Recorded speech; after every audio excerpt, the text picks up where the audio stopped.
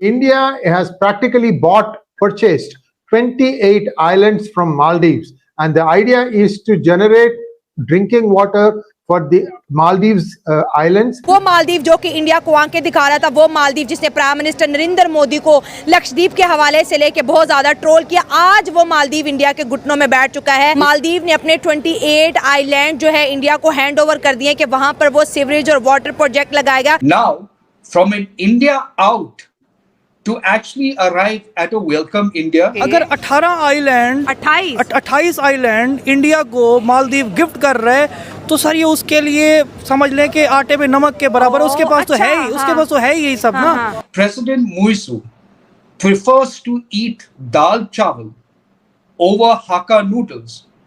Then I think we should be happy about it. गाना सुना है आपने, शिकारी खुद यहाँ शिकार हो गया।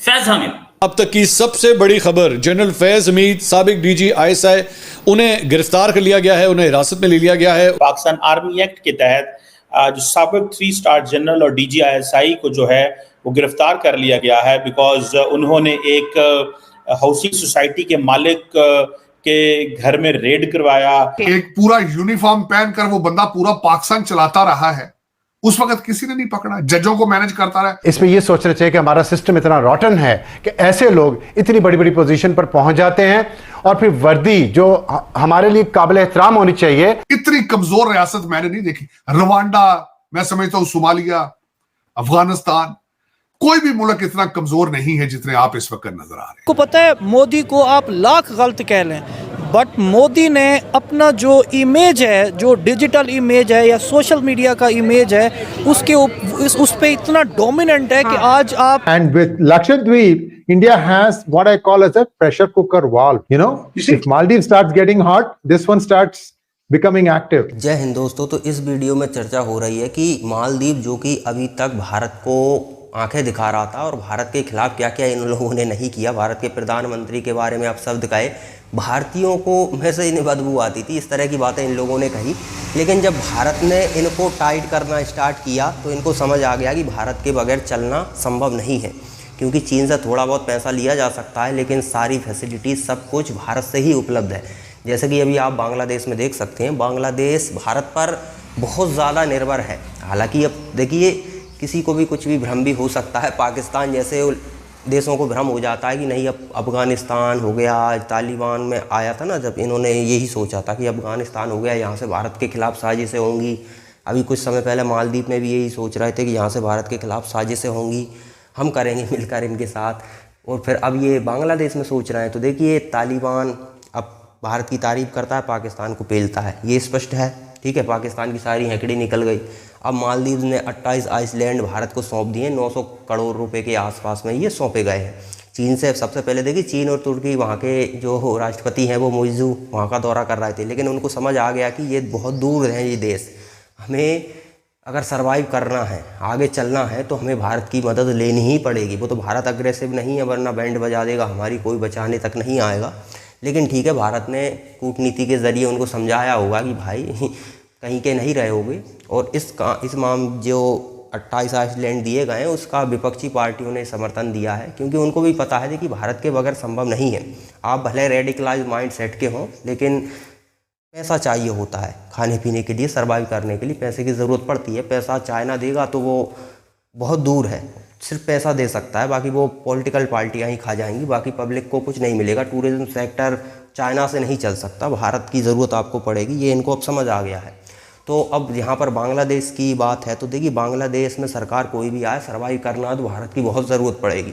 सरकार है अमेरिका के टट्टुओं की, लेकिन सर्वाइव वहाँ पर मैंने आपको बार बार कहा है कि हमारे लिए सिर्फ एक ही समस्या है, वहाँ के हिंदुओं की सुरक्षा, जो कि सुनिश्चित करना अभी बहुत मुश्किल हो रहा है। अभी भी हमले हो रहे हैं उनके ऊपर, तो भारत सरकार कोई ठोस एक्शन उनके खिलाफ लेती अभी तक तो शायद कुछ हो सकता था। लेकिन बाकी और चीज़ों में अगर आप देखा जाए तो बांग्लादेश से हमें कोई विशेष समस्या नहीं है, क्योंकि सभी इलाज भारत जानता है। देखिए, अगर बांग्लादेश के लोग भारत में घुसेंगे तो फिर बांग्लादेश हमारे कंट्रोल में आ जाएगा, वो उसके लिए चिंता करने की ज़्यादा विशेष ज़रूरत नहीं है। तो चलिए आगे इस जो मालदीव की घटना हुई है उस पर पाकिस्तानियों का क्या रिएक्शन दे रहता है वो देखते हैं। मालदीव जो कि इंडिया को आंखें दिखा रहा था, वो मालदीव जिसने प्राइम मिनिस्टर नरेंद्र मोदी को लक्षद्वीप के हवाले से लेके बहुत ज्यादा ट्रोल किया, आज वो मालदीव इंडिया के घुटनों में बैठ चुका है। डॉक्टर एस जयशंकर और मोहम्मद मुइज़ू के बीच 28 आइलैंड को लेके डील साइन हुई है। मालदीव ने अपने 28 आइलैंड जो है इंडिया को हैंड ओवर कर दिए कि वहां पर वो सीवरेज और वाटर प्रोजेक्ट लगाएगा, क्योंकि मालदीव की अगर बात करें कि ये एक ऐसा कंट्री है जो कि समुंदर से घिरा हुआ है। आज मालदीव को ये मालूम हो चुका है कि चाइना कभी भी उसका वेलफेयर नहीं हो सकता और वो दोबारा से इंडिया के कदमों में बैठ गया है। बहुत बड़ी डेवलपमेंट, और आप देख लें कि किस तरह से इंडिया पूरी दुनिया को अपने साथ जो है समेटता चला जा रहा है, सुई में कहते हैं ना एक मोती के दाने की तरह परोता चला जा रहा है। बेसिकली आप देखें कि टूरिज्म को देखें ना, कितने मालदीव। चाइनीज वहाँ मालदीव में जाते हैं, वहाँ पर जाके वो उल्टे लेट के चैप्टर पढ़ते हैं, नहाते धोते हैं और वो एंजॉय करते हैं, नहीं ना। लेकिन हम अगर मालदीव में देखें कि इसी एशियन कंट्रीज को अगर देखें तो पाकिस्तानी और इंडियन ये बड़ी तादाद में जाते हैं। और अगर हम इंडिया की पॉपुलेशन को देखें और उनकी इकोनॉमी को देखें और उनकी इमर्जिंग इकोनॉमी को देखें, इमर्जिंग टेक्नोलॉजी को देखें, तो ये एक गिव एंड टेक का सौदा है। अगर 28 आइलैंड इंडिया को मालदीव गिफ्ट कर रहे हैं तो सर ये उसके लिए समझ लें कि आटे में नमक के बराबर। उसके पास तो है ही, उसके पास तो है ही यही सब ना। मतलब वो हेल्प कर रहा है मालदीव की। सर उसके पास है यही सब कुछ ना।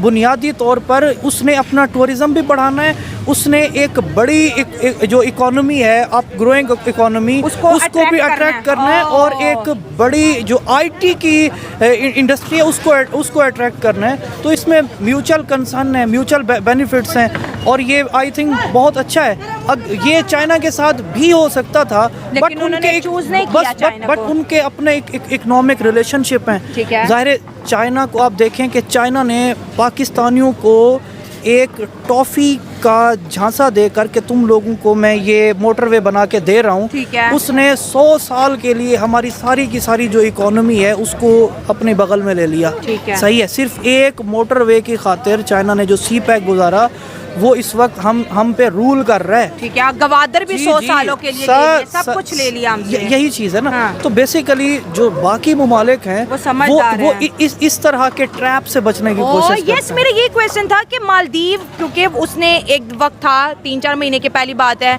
प्राइम मिनिस्टर नरेंद्र मोदी का इतना मजाक बनाया, उनके लिए बुरे बुरे लफ्ज़ बोले और उनके हालात बिल्कुल आप कह रहे कि नॉर्मल नहीं थे। दोनों के बीच फ्रेंडशिप खत्म, भागा चाइना के पास था ना। वो इलेक्शन चल रहा था, मोदी के फ्यूचर का पता नहीं था।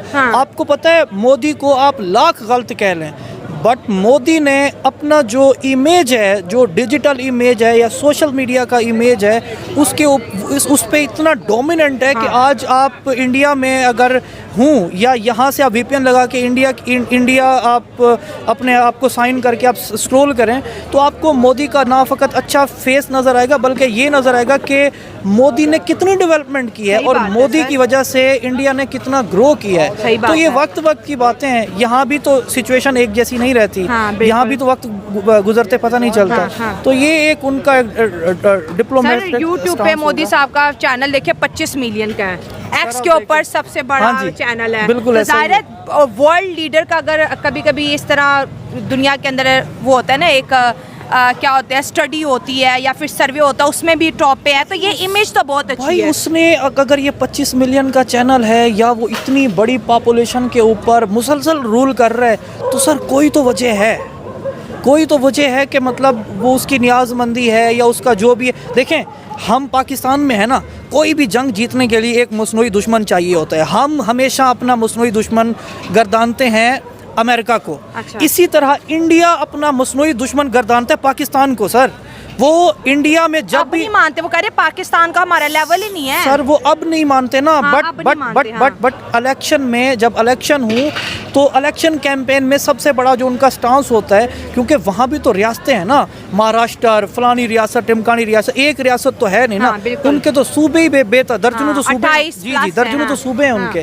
तो वहाँ पर वो जो एक मसनूई दुश्मन बनाते हैं वो पाकिस्तान को बनाते हैं। और बड़ी कैंपेन चली, इवन पाकिस्तान यूनाइटेड नेशन में चला गया था कि हमें गलत पोर्ट्रे इंडिया ना करे। सर ऐसा ही है। और इसी तरह हम भी अपना मसनूई दुश्मन अमेरिका को बनाते हैं। अमेरिका, इंडिया, अफगानिस्तान, हमने किसको छोड़ा है? बिल्कुल ऐसे तो वो ना एक मसनूई दुश्मन भी रखना बड़ा जरूरी होता हाँ, है हर सियासी मुल्क में। रोटियां सेकने के लिए। बिल्कुल तो दोस्तों ये वही मालदीव है जो कुछ समय पहले इंडिया आउट के कैंपेन चला रहा था। वहाँ की भारतीय सेना को, जो कि उन्हीं की सुरक्षा के लिए, उन्हीं की सुविधाओं के लिए मौजूद थी, उसे निकालने की बातें कर रहा था।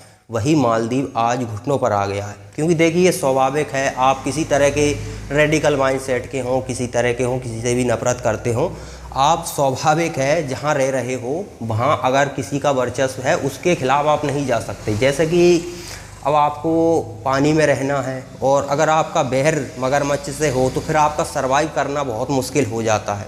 यही मामला यहाँ पर हुआ है। देखिए मालदीव हमारे लिए ज़रूरी है। चीन यहाँ पर आना चाहता था क्योंकि चीन को भारत को घेरना था, तो चीन ने कोशिश की, अपने पपेट को वहाँ पर सत्ता में लाए।